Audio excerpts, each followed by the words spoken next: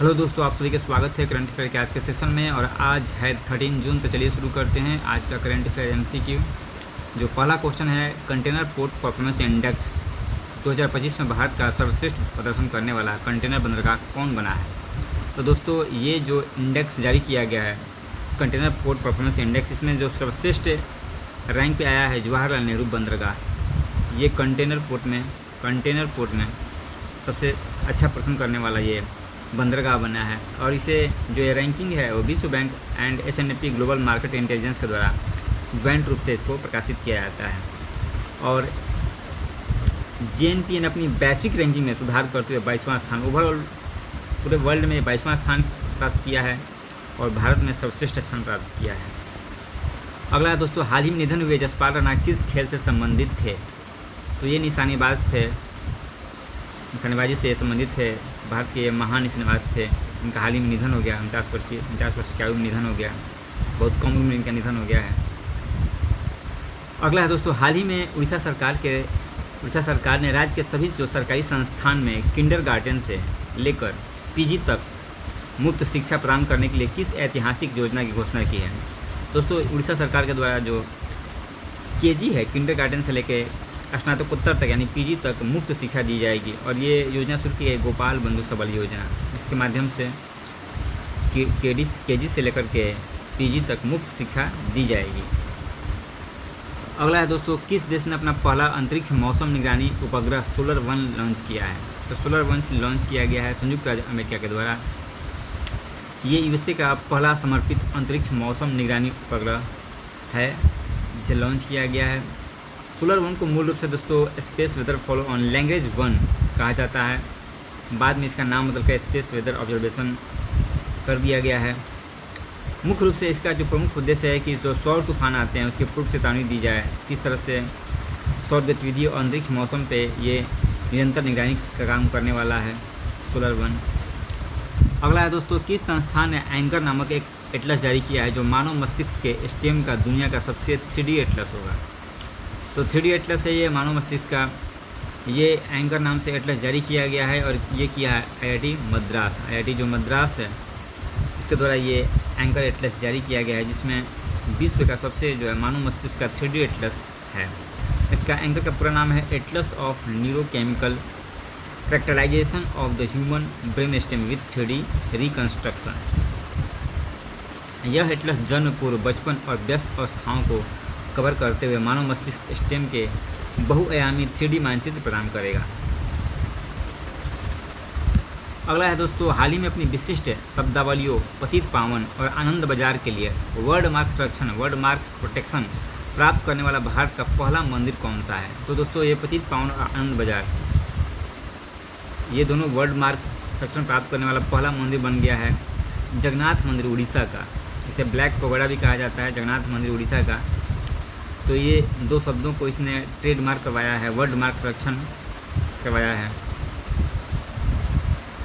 दोस्तों, भारत में 2 मंदिर मुख्य रूप से भारतीय मंदिर वास्तुकला है। वैसे तो 3 है, नागर शैली, द्रविड़ शैली और बैसर शैली। बैसर शैली नागर शैली और द्रविड़ शैली का दोनों का मिक्सर है, लेकिन प्रमुख रूप से नागर शैली और द्रविड़ शैली एग्जाम में पूछे आते हैं ज़्यादातर।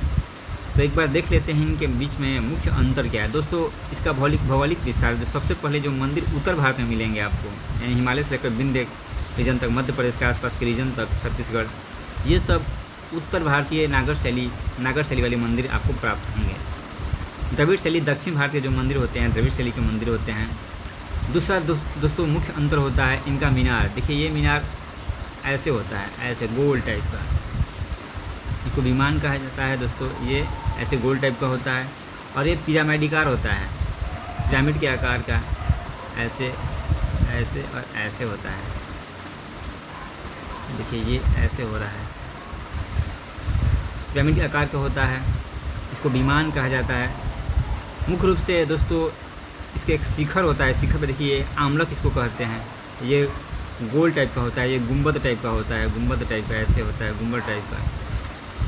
और इस पे शिखर पे दोस्तों देखिए ये पतला सा है। और तीसरी मुख्य अंतर है कि जो मंदिर होते हैं मुख्य रूप से उस चबूतरा पे, देखिए इसका चबूतरा का लेंथ देखिए दोस्तों, चौड़ाई और लेंथ इतना उच्च चबूतरा बनाया जाता है मंदिर, पूरा मंदिर। मंदिर में कई शिखर होते हैं, जैसे एक शिखर यहाँ हो गया, एक शिखर दोस्तों यहाँ पे हो गया, एक शिखर देखिए यहाँ पे हो गया, एक यहाँ पे हो गया, 1 2 3 4। इसमें एक ही रहता है, इसमें एक ही रहता है, एक ही रहता है। जो मुख्य दरवाज़ा होता है, यहाँ का दरवाज़ा है मुख्य दरवाज़ा, तो ये थोड़ा सा प्रवेश द्वार जो छोटा होगा, ये बहुत बड़ा भव्य होता है। और प्रवेश द्वार पे जो मूर्तियाँ होती है, गंगा यमुना की मूर्तियाँ समानांतर लगी होती हैं यहाँ पे नागर शैली में। और द्रविड़ शैली में जो मूर्तियाँ होंगी वो द्वारपाल, भयानक द्वारपालों का यहाँ पे मूर्तियाँ लगी होंगी। इसमें जलाशय अनिवार्य नहीं है, मंदिर के प्रांगण में जलाशय अनिवार्य नहीं है, इसमें जलाशय अनिवार्य है। मंदिर मुख्यतः एक चारदीवारी, इसमें चारदीवारी होता है, घिरा होता है चारदीवारी के द्वारा, इसमें समानता नहीं होता है। ये कुछ प्रमुख अंतर हैं।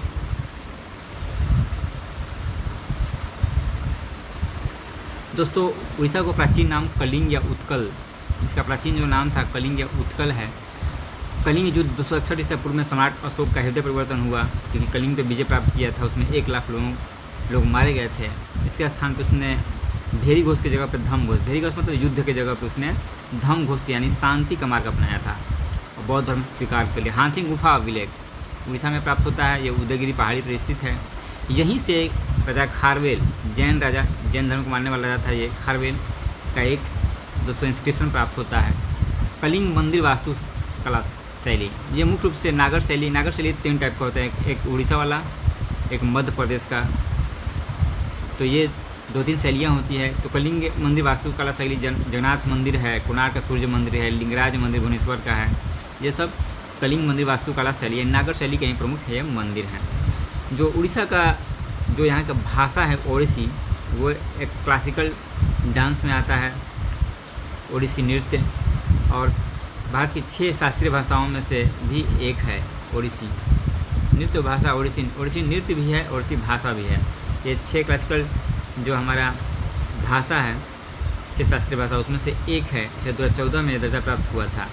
और ओडिसी एक शास्त्रीय नृत्य भी है। प्रमुख त्यौहार जो है रथ यात्रा पुरी में निकाली जाती है। नुआखाई नया चावल उत्सव, जब नया चावल होता है तो उस समय ये नुआखाई उत्सव मनाया जाता है। राजा परबा धरती माता का उत्सव। नदियां हैं दोस्तों, प्रमुख नदियां जो हैं, एक मिनट,